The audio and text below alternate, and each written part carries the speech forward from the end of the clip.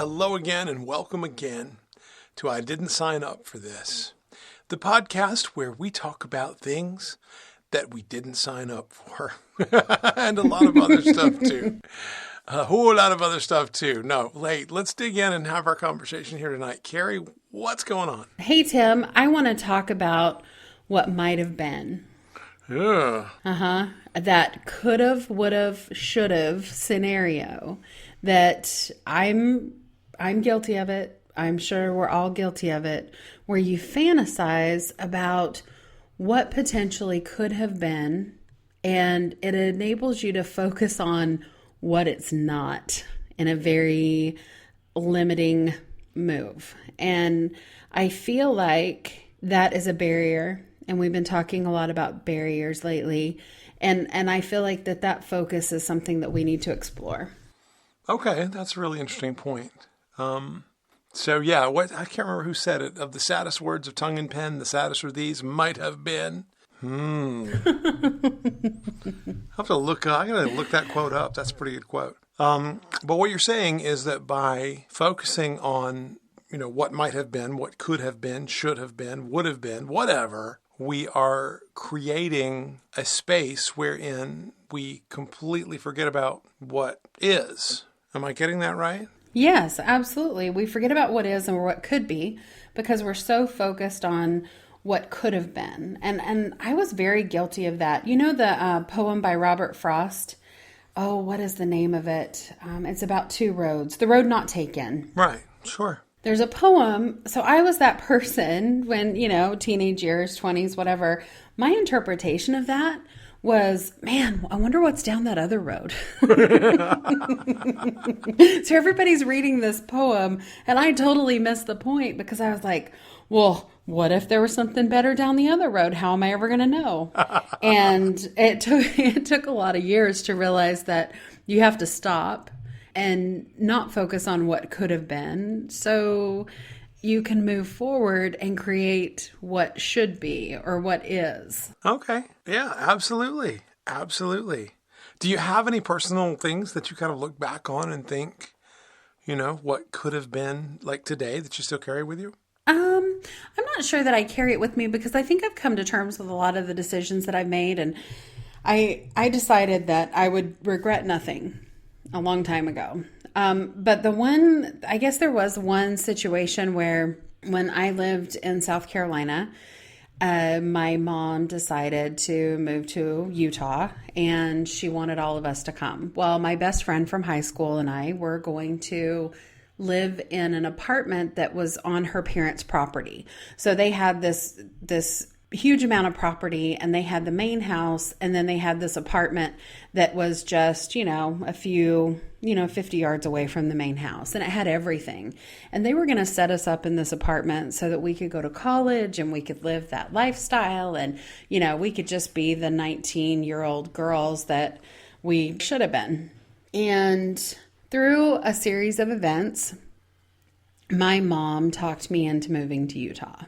And I don't regret that, but for a lot of time in my 20s, late 20s, maybe even early 30s, I thought, what would my life have been like had I never left South Carolina? Had I stayed and had that set up and gone to USC and lived the life and done all these crazy things instead of the course of events that occurred after I moved to Utah and going to Argentina and living down there and coming back and working towards a career.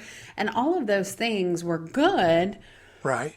And I had to come to terms with there is no right way. There's just the way that you choose. So it's like a pick your own ending. So I wonder, I probably would have gotten into a lot more trouble had I stayed there with her. She ended up getting married young, and I go back for vacation, and she's married now with 2 kids, and I'm living my life in Arizona and she's in Georgia, and life happens and we're still best friends. I've known her since 8th grade, but there is that little twinge of, man, we could have had a lot of fun. Yep. Coulda, woulda, shoulda. That's right. The road not taken is always the road not taken. That's the problem, right? Because you try to suppose that you know, but you make the mistake of looking at it from the perspective of if. Two things. Number one, I have my own moments like that, right? As we've said so many times before, the reason that I kind of fancy myself pretty good at helping people gain perspective and insight and work out their problems is that I've had all of these problems, right? I'm just like the most neurotic person on earth.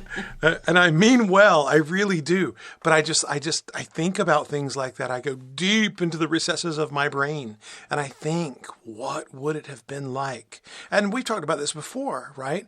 I am an incredibly imaginative person. Right. And so I can go deep into my brain and I can literally conjure up a world that does not exist and daydream all day. Just enjoy it.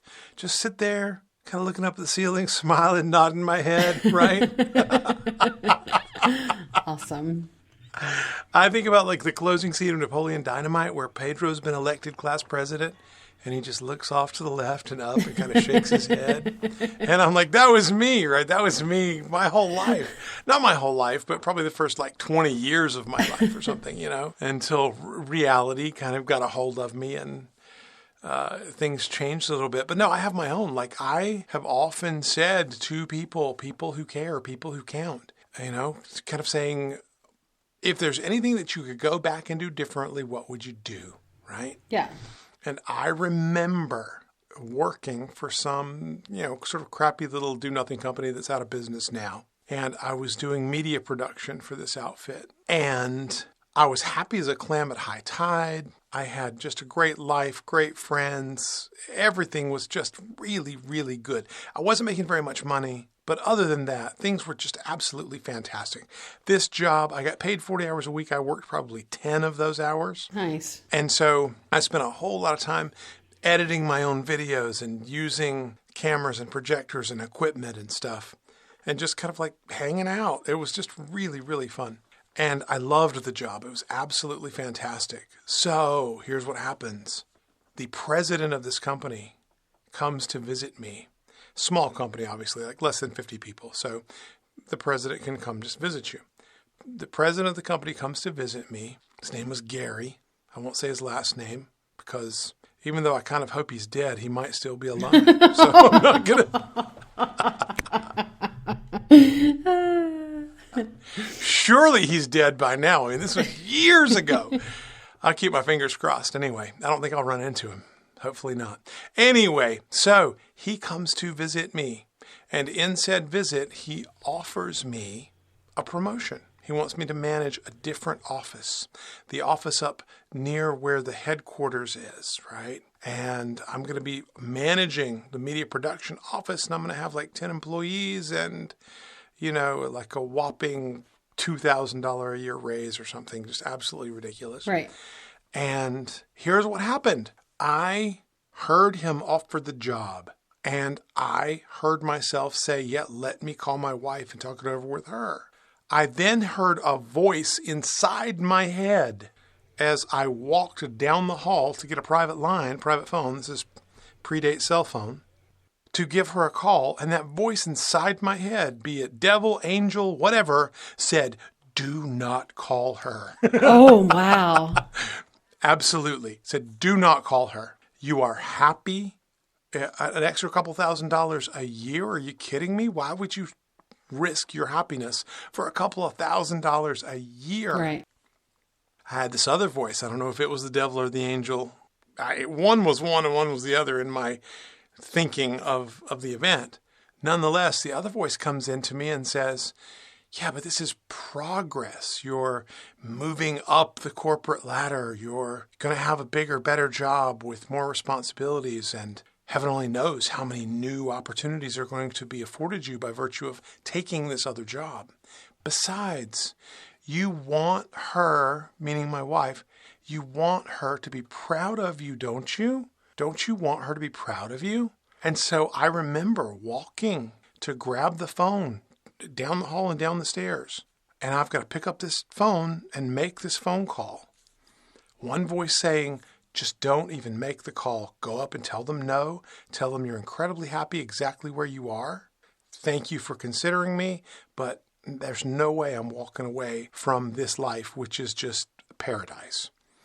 And then this other voice saying, yeah, but man, you're not making any progress, and you've got to progress and have people be impressed by you, right? Mm-hmm. I wanted to feel good about myself. I wanted for people to be impressed by me and the fact that I'm making these advances in my career, if you can call it that. I mean, it was just not very much money, but at the time, right. It seemed like a lot of money. It seemed, like I was actually making progress. And I have weighed that over in my mind 1,000 times, thought to myself, what if I just did not make that call? What would my life be like right now if I did not make that call? I would have stayed in this environment that I absolutely loved. I loved my job. My wife loved her job.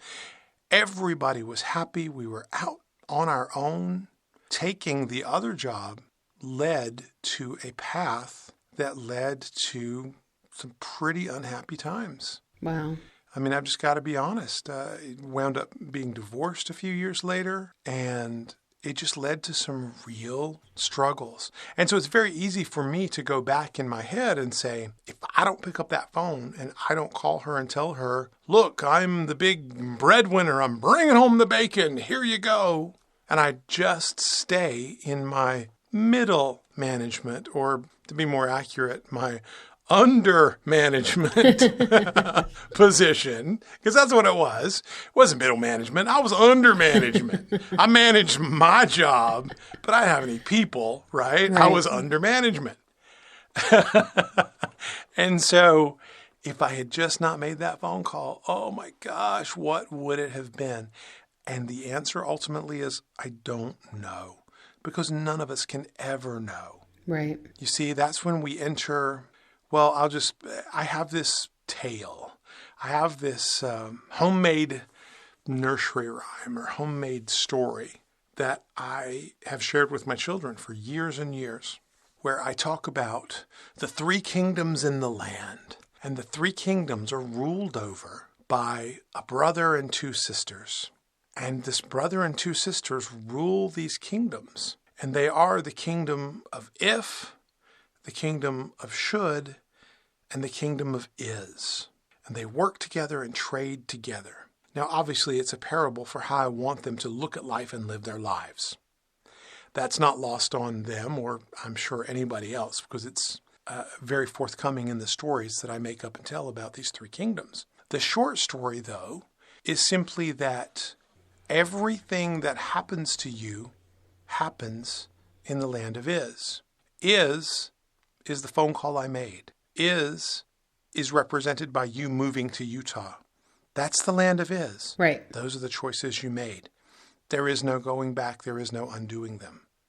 Now, where we get into trouble is we venture over into the land of if. When you're standing in the land of is and you look at the palatial beauty of the land of if, that mirage, it looks very, very inviting.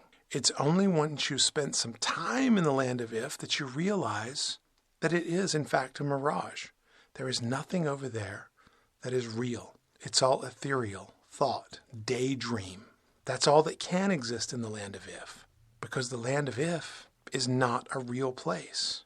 It has its value. There needs to be a few land of ifers in your life, just like there needs to be a few land of should people in your life.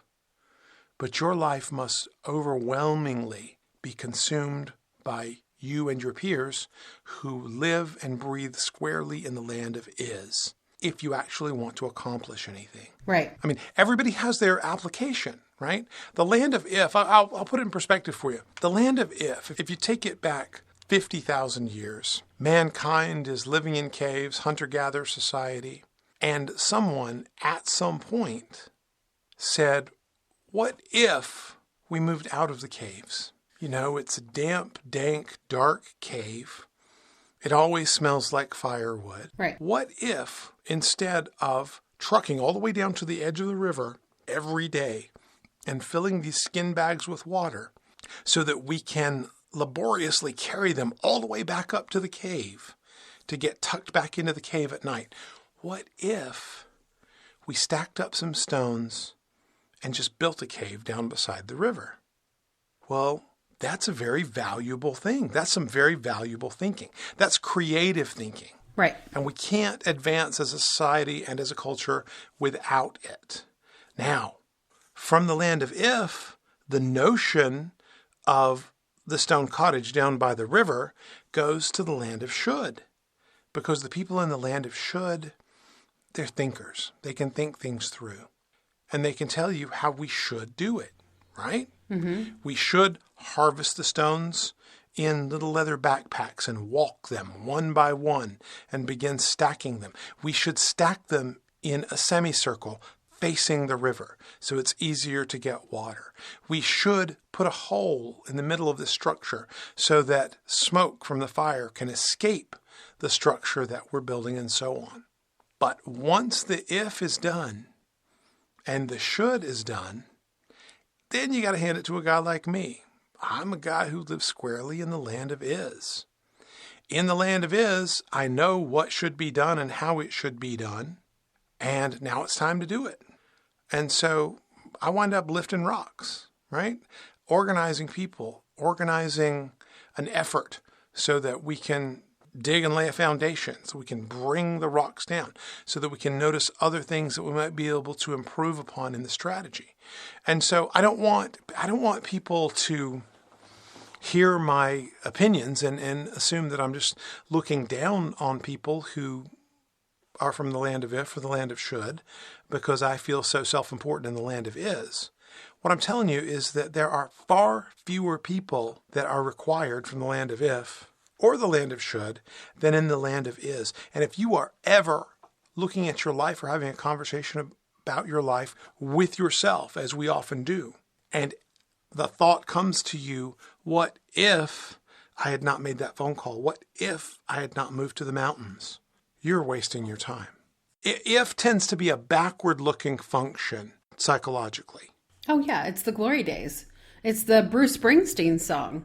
It's the glory days. It's if I had played professional ball, or if I had gone to more dance lessons or whatever. But I like your take on if, should, and is, because my interpretation of how we could incorporate that in our life, if you want to hear it, I'll tell you. So if the group that are the if people are the dreamers, right? The should people are the creators. They're the engineers. And the is people get it done. So it's okay to have part of, in that context, in the story that you shared, it's okay to have all three of those. But you have to balance it with the majority being is. So if I run every day, I should see the physical benefit of that. And you see what I'm saying? And so then I do it. Then I go out and do it, and I see all of that. But you have to be creative, and you have to be able to dream. But ultimately, you need to anchor yourself in now. That's right. But if you live in if, you are absolutely Bruce Springsteen's glory days. That's who he is singing about you. You know, the reference that comes to my mind is once again Napoleon Dynamite, of all things, right? And did you watch that movie today? I do. Bo just watched that movie a couple of days ago. Oh, okay. But you got to realize, I live with this 22-year-old Down syndrome guy, and he will watch a movie 150, 200 times in a row, right? I'm talking, start it again, Tim. He calls me Tim, yes. Let's start it again, and let's start it again, and let's watch it again. He's in there watching the Twilight series right now, has been for about 7 or 8 days now. But luckily that one, he's got like 5 movies to go through, right? Yeah. So at least there's a variation. A little more interesting. But with Napoleon Dynamite, I have seen that movie, no exaggeration, I promise you, a bare minimum of 150 times, at least. Okay, it's not that good. That's the at least, right? That's the bare minimum. You know, a very interesting thing happens, though. That goes back to the notion, and I don't want to get too far afield here, but that goes back to the notion of the power of going 1 inch wide and 1 mile deep with your life, right? You don't want to be just out on the surface. You want to be narrow and deep. because narrow and deep is where you really find the good stuff. That's where the sauce is. That's where the pleasure in life is. The great fulfillment is narrow and deep, right? I don't want 5,000 Facebook friends. I want 4, 5 people in my life that I can trust with my life. And so it's completely different. So an interesting thing happens about the 125th time you watch a film over the course of a couple of months, because it's the only thing going on the television for a couple of months, right? It's the only thing going. And you're not going to talk him into watching something else. You're not going to bribe him into watching something else. He's in his Napoleon Dynamite phase right now. Thank you very much. Come back in 4 weeks and we can consider a different film, but I'm really enjoying this one. But you watch that movie, and about the 100th, 125th time, you start to see things that nobody else has ever noticed or seen. It can be as simple as a microphone in the frame, an errant shadow where they screwed the light up, where someone is laughing for real instead of acting. You just pick up on all of these little subtleties in the film, and it gives you greater insight into the film and life and what was meant by the creator of the film or what have you. Okay, I'll get to the point. The point was there is this character in Napoleon Dynamite named Uncle Rico, right? Yeah. And he has this little dialogue with Kip on the porch there in Preston, Idaho, wherein he reminisces about, if Coach had put me in fourth quarter, we'd be state champions. We'd be state champs. No doubt in my mind, right? I'd have gone pro, and right now I'd be soaking it up in a hot tub with my soulmate, right? Instead of being, like this lonely middle-aged man that he is. But those are the dangers of the land of if. See, as I was mentioning before, if is a backward-looking mechanism. Should is a forward-looking mechanism. Is right now. I like that. I think it's important. I mean, it goes back to the story that we tell ourselves. And when someone leaves your life or you move past something and it's in the past, when you remember what it was like, you tend to exaggerate the happiness and the good parts of it all, and you forget about the negative things. And I'm not saying, that that's necessarily a bad thing, but it is if you're dwelling on it. It's okay to remember the good. And to some point, I think people remember the bad, but the light starts to dim on the bad and it starts to shine on the good. And all of a sudden I'm looking in the past, I'm like, my ex-boyfriend was so much better than you. Well, no, he wasn't. He's an ex for a reason.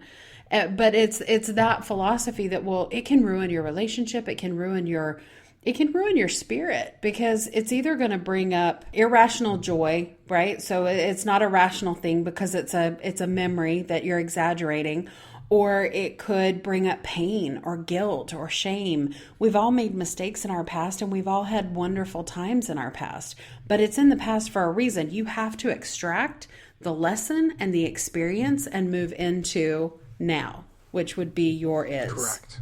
Your land of is. The land of is right now.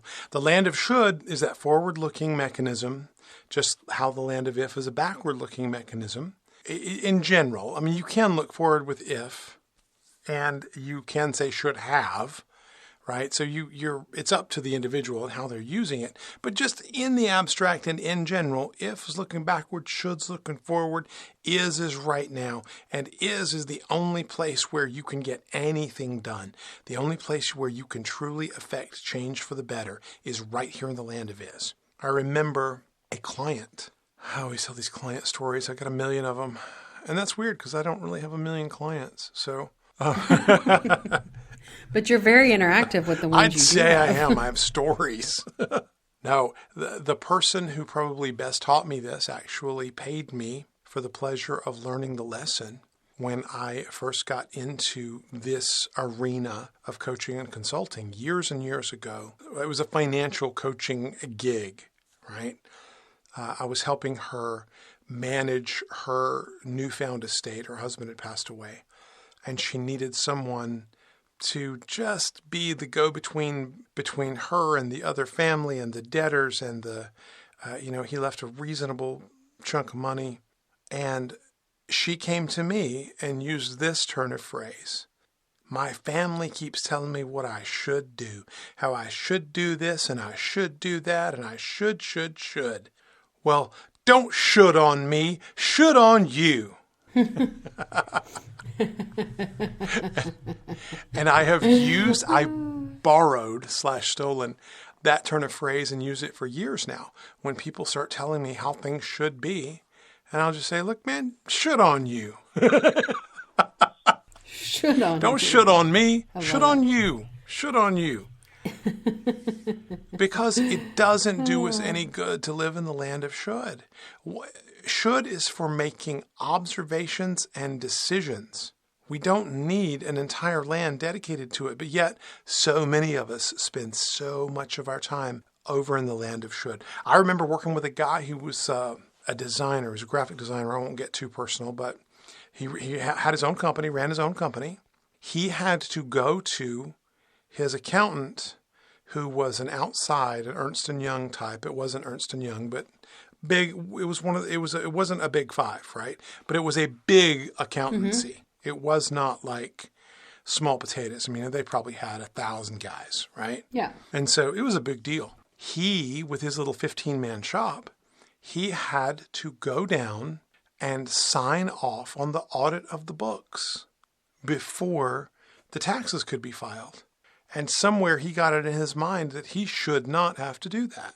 For the amount of money I'm paying them, they should come to me. And I should not have to go down there. It's like, yeah, the IRS is going to come take your company, dude. They will come and shut you down. You and all of these people will be out of business because you are living in the land of should. Wow. Well, yeah, there's a lack of accountability if you're looking towards the future, but you're not taking action in what is happening right now. I mean, ultimately, it just does not matter what should be. What is the only thing that matters. He's downtown with 1,000 accountants on staff, and you're a 15-man shop, and you have to go to him and review the books and sign off on it. And he's going to give you Evian. There's fresh pears and apples. Just go down there, man. Just go down there and do it. Once you are the guy with 1,000 employees, maybe he will come to you for the money you're paying. But you live in a world where he requires you to come to him. And just because you shouldn't have to doesn't mean you don't have to. Right. I don't know. I think people really struggle to accept the reality of their own lives and their own situations. And until you do accept the land of is, while you continue to waste your time in the land of if or the land of should, you will lose everything you have in the land of is. That's true.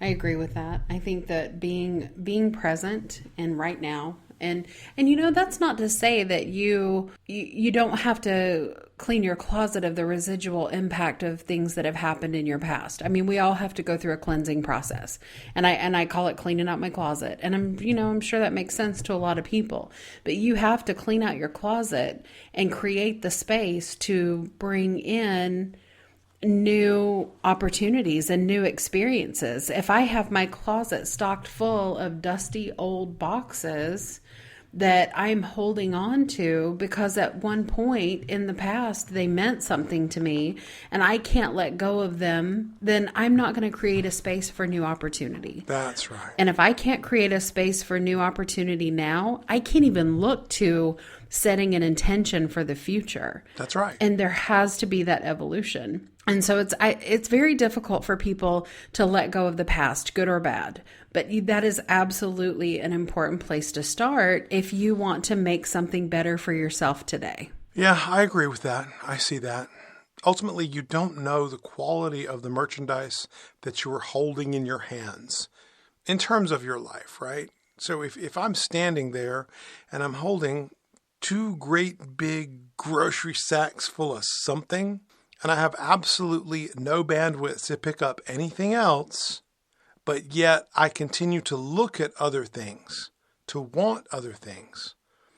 Until I'm willing to sit this bag of crap down, there's no way to pick up that bag of crap. And that one might be better. But guess what? You got to sit this one down first. So make sure you want what you want. I mean, it could turn out that the bags you were holding were, full of crap. Literally, full of horse pucky. I don't know. I had nothing to compare it to. But ultimately, you sit your bags down first. And then you pick up something else. Because when you try to pick up something else, you're going to drop everything. Right. That makes sense. I did that for a lot of years in my relationships. I would date the same guy. I always called it the same guy in different skin. There you go. Because I ultimately had these beliefs that I had to work through of whatever beliefs. I don't want to get too personal about it, but I had this series of beliefs in myself or in relationships, and until I broke that cycle, I dated the same guy 3 different times in different skin. It started when I was 19. I mean, it was crazy. And I'm not the only one. I am not the exception to the rule here. That is the rule. You will search out the same people. If you have a belief system or you have paradigms in your life that contribute to you looking for a certain type of person to associate with. Same type of friends. I had to learn that the hard way. I had friends that would come to me for advice and come to me to talk to me about things. And ultimately, I never felt heard on my end, and the friends that I've maintained consistently for years are the friends where that relationship goes both ways. And it's a common ground, and it's a respect, and it's a genuine concern for each other's lives and well-being. But until I learned that, I had the same kind of friends that were just, I would hang out with some of these people and I would feel exhausted. And so then I quit hanging out. I quit going out. You have to have a healthy relationship with the people in your lives. And so it even goes even past the glory days and looking into the past. I mean, would you walk everywhere backwards because you're looking behind you? No, it'd be stupid. You would hurt yourself. I mean, imagine driving. It just wouldn't work. Rearview mirror, that's it. I'm looking in the rearview mirror. I'm assuming what's ahead of me by watching what's behind me. Look in the rear view, and I just keep driving forward, but I'm looking in the rear view and trying to deduce. Yeah, you'll go off that curve. Interesting. So why do we do that, do you think? Why? I've experienced that. I think that could be universal. I've experienced that. I've met a lot of people who've experienced that, who do, quote unquote, date the same guy in different skins, right?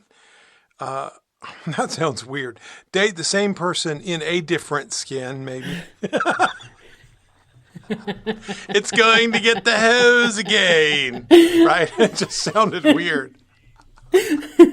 Please don't go Silence of the Lambs on me. Let's go back to Napoleon Dynamite. That's charming. Like, seriously? I'm dating a guy who's got someone else's skin on. Woo! That's weird. Hey, wear this. Put on this jacket. Oh my gosh.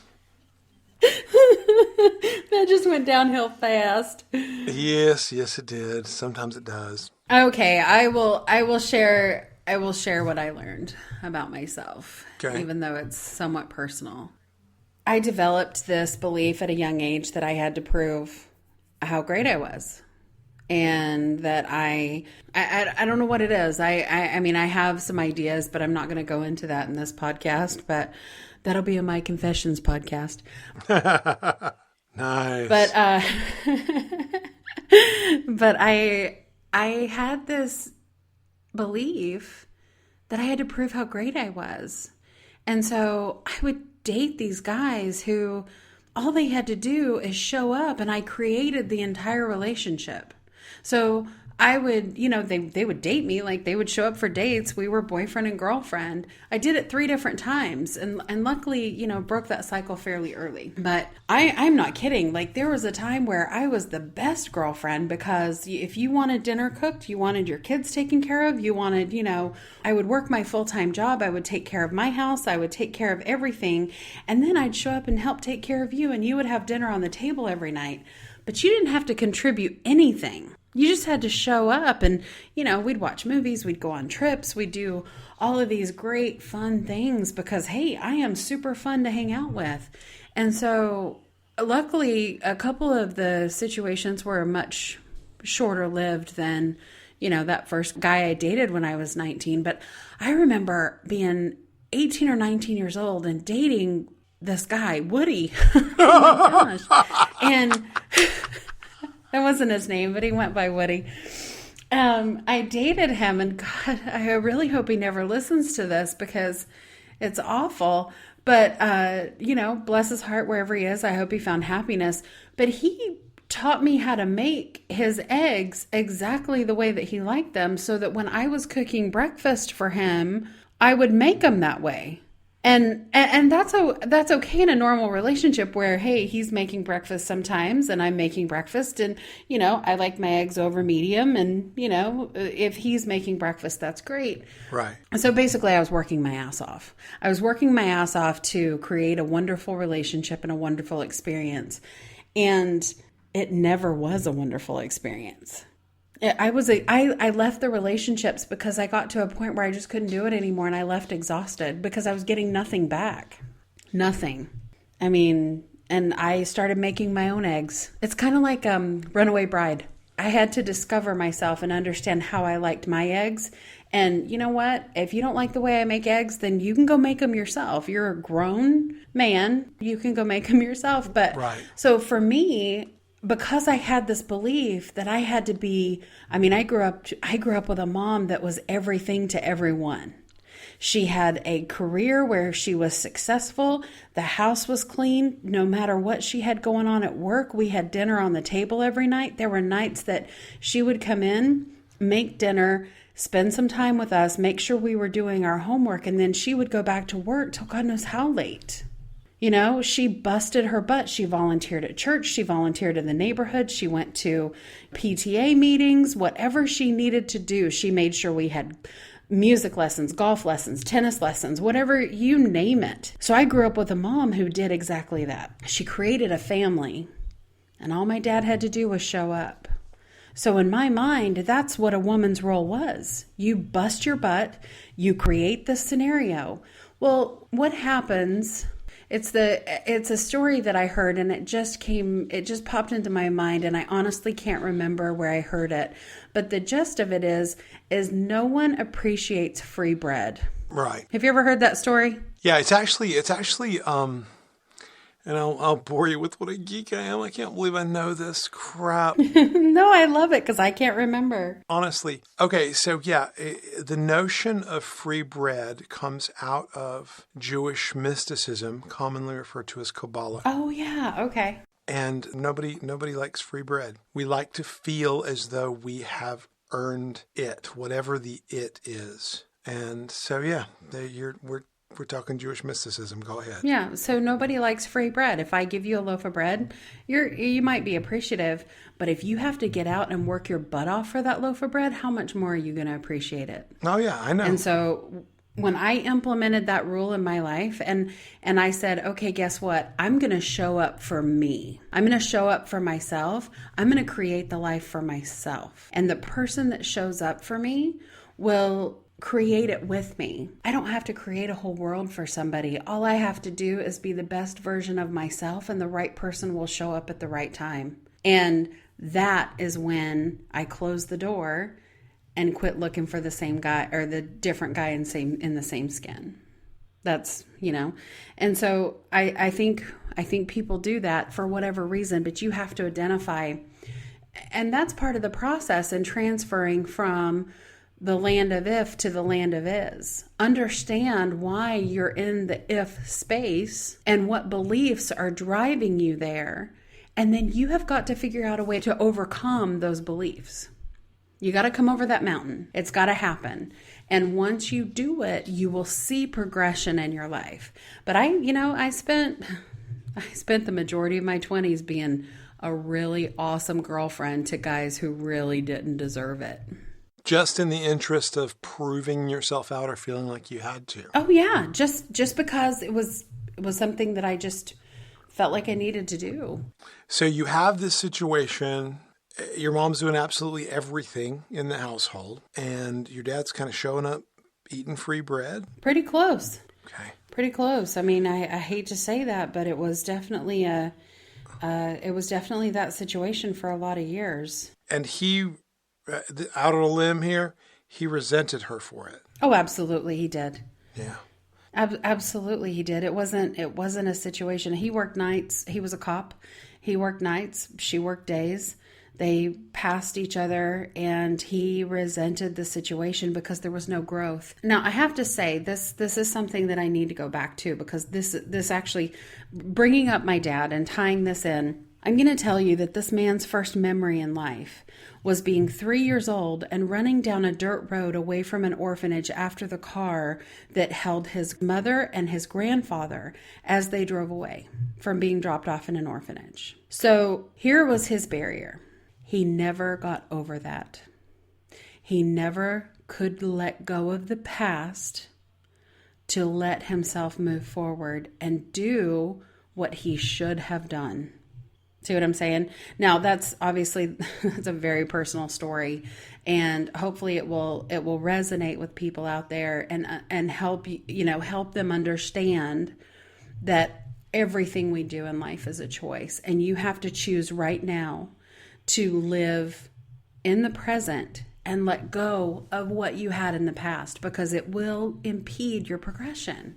And I just can't stress that enough. At the age of 14, I looked at my dad and I had this realization that because of the events of his childhood, he'd never be the dad I needed him to be. Like I said, it's not bash your parents. You have to love unconditionally, and you have to allow for imperfections. And we talked a lot about that in the previous podcast. Yes, we did. But the truth is people will do things to you. People will do things to you, intentional, non-intentional, and you will bring a residue from those experiences, good or bad. And if you cannot learn to organize that residue and release the negativity that some of these things bring us and embrace the experience and the opportunity to learn, you will never be happy. You just won't.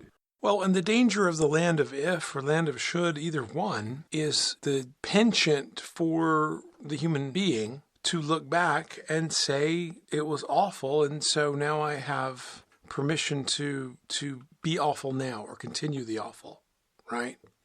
Or you look back and say, those were my glory days, and now they're gone, and it will never be as good as that. Again, giving you an excuse to not pursue life in the now. If is an excuse, should is an excuse.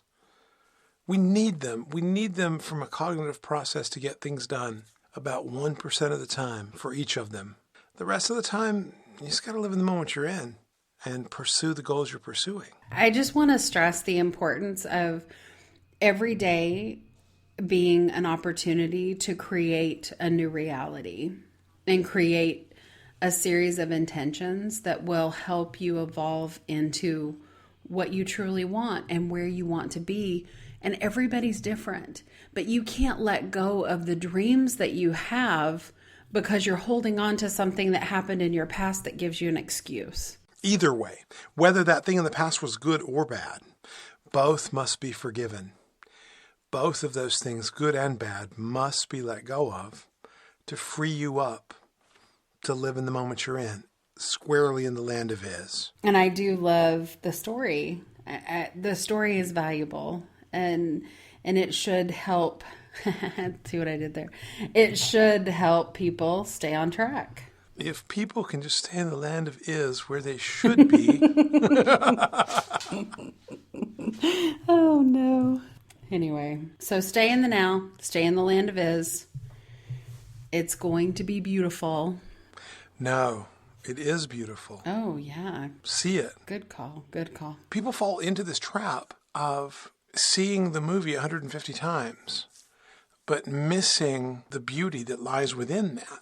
Because we get up, we get a bite of breakfast, take a shower, go to work, come home, bite to eat, Dancing with the Stars, go off to bed, blah, blah, blah. And we just do it 5-6 days a week, over and over and over and over, right? And we lose the detail. We lose the depth. I mean, how many people, I would ask anybody out there, how many people do you see every stinking day and have for 2, 3, 5, 10 years or more, and you don't even know their middle name? How many people are in your life like that? Because you go. That's pretty profound. You go and you work with these people who have deep-seated loves and passions and hatreds and fears. These people who need you, listener you, to be their friend. You can't even be troubled to learn their middle name. And you sure as hell can't be troubled to share your middle name. And so where do the solutions begin, if not with you? Shake your neighbor's hand. Ask that person, what's going on with your life really? There's probably nothing I can do to help but just listen. But sometimes if you can just hear yourself narrate your own life, your own problems, the solutions come like epiphanies. But we are so isolated. We live in this cocoon society that is centered around technology. There is no real human contact anymore. And because of this, you've got a person that you think is your friend, that you refer to as a friend. Probably a dozen of these people that you think are in fact your friends. You don't know their middle name. You couldn't tell me their pet's name if your life depended on it. And their pet might have just died. Their pet might be at the veterinarian. They could be just in anguish. Right. But what do? They come to work. Hey, Betty, got those TSP reports? Right here, Bob. Right? That's what we do. We do not actively engage with one another. And as far as I can tell, and granted, I'm nothing more than an armchair philosopher at best, everything I've ever experienced in my life tells me that the only reason this whole crazy experiment is going on is for us to learn how to relate. And how the heck do we relate to each other if we're afraid to even engage? Oh, that's such a good point. I once told somebody who was struggling with relating to some of the people that reported to them, I was giving them some advice, and we had that discussion. And I remember, because it was very hard for me to win him over. Like, he didn't see the value in my coaching sessions. He knew that he had to listen, and he just kind of appeased me, and I could tell. And so one day I sat with him, and I observed a coaching session with him. And I watched him coach his employee so that I could give him feedback on what he was doing. And he sits down and he goes through the meeting with his employee, and his employee goes back to their desk. And I closed my laptop and I put my pen down and I said, "What do you know about her?" And he said, "What do you mean?" And I said, well, what do you know about her? So she reports to you, and you obviously know her schedule and what she does here. What do you know about her? And he said, she's a good employee. And I said, okay, but what do you know about her? And he looked at me and I said, if you do not take the time to know the people that report to you, they will never work for you. And from that point on, he trusted and valued my input, and we became friends. And he's moved on into more successful opportunities now. But he came back and told me, he said, that was the biggest lesson that you taught me. You have to know people. And so if people feel that you care for them, genuinely care for them, you can't fake it, they will work for you. They will provide solutions. They will go the extra mile. They will care about you as much as you care about them, because that's what we're here to do. We're here to relate, like you said. So it's very true. It's true in business and it's true in our personal lives. And so that was a prime example of an opportunity that I was able to build a relationship with someone I was coaching, as he turned around and built a relationship with one of his employees. And we forget that in business. We have people that have those personalities that they don't like the recognition. They feel like they just need to show up and do their work and the job well done. Even they need someone to relate to them. Even they need someone to understand them and what they need. Right. Okay, excellent. This has been fun. This has been good. This has been a really good one. Well, let's tie a bow on it here, wrap it up. Thanks, everyone, for showing up. Thanks, everyone, for giving us an opportunity to share some of our thoughts and beliefs with you. I hope it's been of service. And as always, dream your life. And live your dreams. All right. Till next time. Bye-bye.